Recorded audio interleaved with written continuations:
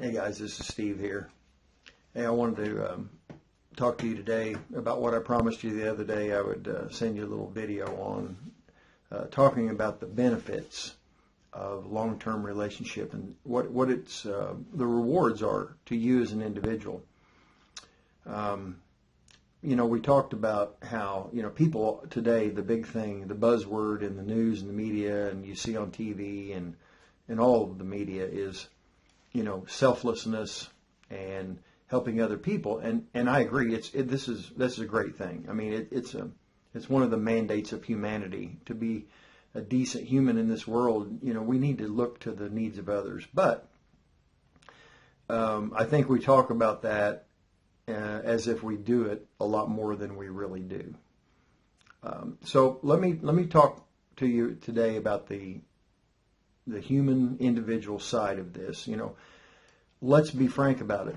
We won't do anything that doesn't eventually bring us some sort of happiness or reward.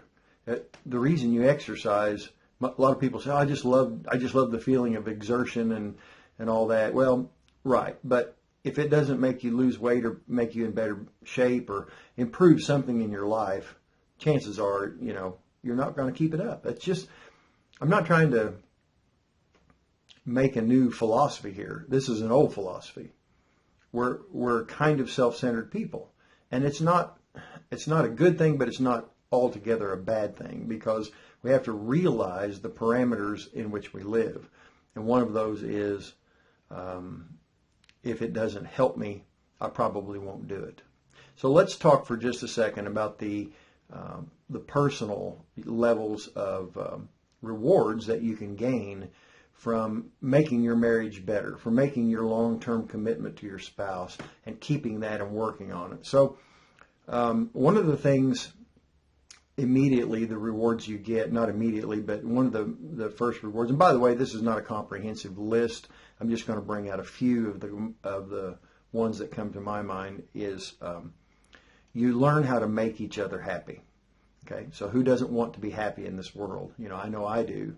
And most of the people I know do. They want to be happy, fulfillment, having your life being enriched is what we strive for mostly in this world. And when you have a spouse, a mate that's been with you on a long-term commitment for years, that person knows your ins and outs and how to make you happy, and you know how to make them happy.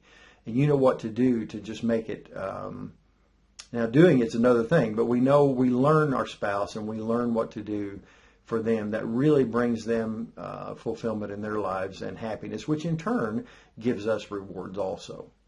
Another thing that happens when we're in a long marriage relationship is we learn how to make memories together. So a lot of the memories you end up having in your life are from your spouse, which can bring satisfaction in ways that it's just hard to explain to people that don't have that in their lives. A lot of the best memories I have are with my wife, of course, and I wouldn't have it any other way. That's just one of the side benefits that are going to happen to you as you make memories with your spouse. So another one is friendship. People don't think sometimes about their wives or their husbands being their best friend, but that usually happens. Now, it doesn't mean you see life in every aspect the same. Friends don't always agree. That's part of it. But you build a friendship with your spouse that you can't get by going out here and finding a buddy or a girlfriend or whatever it may be in your case. You can have good friends, and we need good friends. But your spouse will be the closest friend that you'll ever have if you have a good, long-term, committed relationship together. A couple of more practical issues that a lot of times people don't consider are family unity. Now, not just between you and your spouse, but your children, if you have them, staying together creates a greater unity within the extended family, grandchildren, in-laws.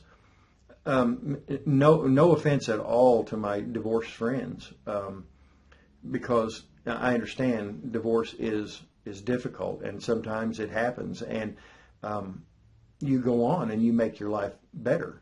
But the thing about it is, you have to admit, when you divorce, your family splits into two parts, and now I'm a product of a divorce in my family, my mom and dad, and love them both, but we have to make time to see both sides of the family, separate holidays and lots of occasions, separate birthdays, and it goes on and on.